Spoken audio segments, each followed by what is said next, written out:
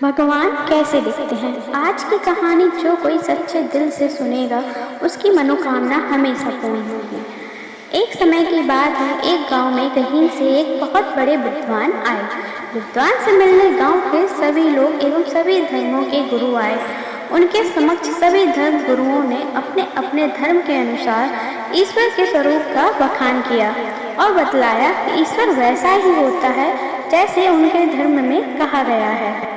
बाकी के धर्म गलत बतला रहे हैं। तभी अदिति विद्वान ने सभी को एक साथ बुलाया और उनसे कहा कि मैं आपको एक कहानी सुनाता हूँ। उस कहानी को सुनकर आप समझ जाएंगे कि ईश्वर कैसे दिखाई देते हैं। उनके द्वारा सुनाई गई कहानी कुछ इस प्रकार है। एक गांव में बहुत सारे अंधे व्यक्ति रहते थे। उन्होंने कभी भी हाथों को नहीं देखा था। एक बार एक महावत गांव में अपने साथ एक हाथी लेकर आया। अब गांव में चारों तरफ हाथी के आने की चर्चा थी। अंधे व्यक्ति हाथी को देख नहीं सकते थे, किंतु वह उसे स्पर्श कर उसका अनुभव लेना चाहते थे।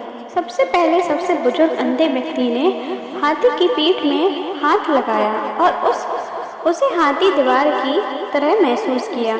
इसके पश्चात दूसरा अंधा व्यक्ति हाथी के पास आया और उसने हाथी के कानों को छुआ और उसे हाथी सूपे के समान प्रतीत हुआ। अब तीसरे अंधे व्यक्ति की बारी आई। उसने हाथी के सिर को छुआ तो उसके हाथ में हाथी की सूंड आई जो उसे कोमल पेड़ के तने के समान प्रतीत हुई। जब चौथे व्यक्ति ने हाथी को छुआ तो उसके हाथ में हाथी के पैर आए जो उसे खंबे के समान महसूस हुए। पांचवें व्यक्ति के हाथ में हाथी की पूंछ आई जो उसे किसी मोटी रस्सी के समान प्रतीत हुई। हाथी को छूने के बाद सभी अंधे व्यक्ति अपनी जगह वापस आ गए और एक दूसरे से अपना अनुभव साझा करने लगे। पहला व्यक्ति बोला, भाई हाथी तो दीवार की तरह होता है। उसकी बात सुनकर दूसरा व्यक्ति कहता है, नहीं नहीं, हाथी तो सूप की तरह होता है।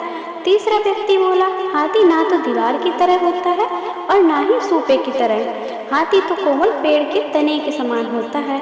तीसरे व्यक्ति की बात सुनकर चौथा व्यक्ति बोला, नहीं नहीं, तुम सब गलत बोल रहे हो। हाथी तो खंबे के समान होता है। अंत में पांचवा व्यक्ति बोला, आप लोगों को कुछ भी नहीं महसूस हुआ। हाथी तो एक मोटी रस्सी के जैसा होता है। इस तरह उन पांचों व्यक्तियों में आपस में बहस होने लगी।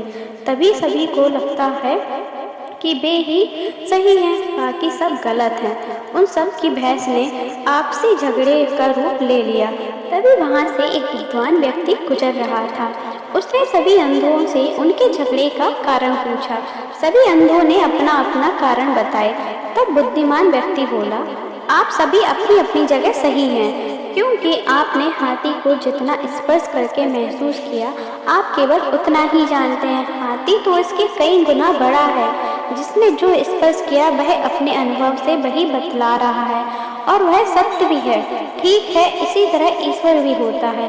वह इतना विशाल होता है कि उसे समझ पाना किसी भी इंसान अथवा धर्म के बस की बात नहीं है। सभी धर्म ईश्वर के बारे में जो बतलाते हैं वह अपनी अपनी जगह सही है, किंतु पूर्ण सही नहीं है। ईश्वर को जिसने जितना समझा है वह उसके बारे में सिर्फ उतना ही बातें बतला पाता है और सोचता है कि मैं अथवा मेरा धर्म ही सही है, बाकी सभी गलत हैं, जबकि वास्तव में सभी धर्म अपने स्थान पर सही हैं। शिक्षा। भगवान कैसे दिखते हैं कहानी से हमें यह शिक्षा मिलती है कि सभी धर्म अपनी अपनी सही जगह हैं, किंतु भगवान के नाम पर लड़ना गलत है।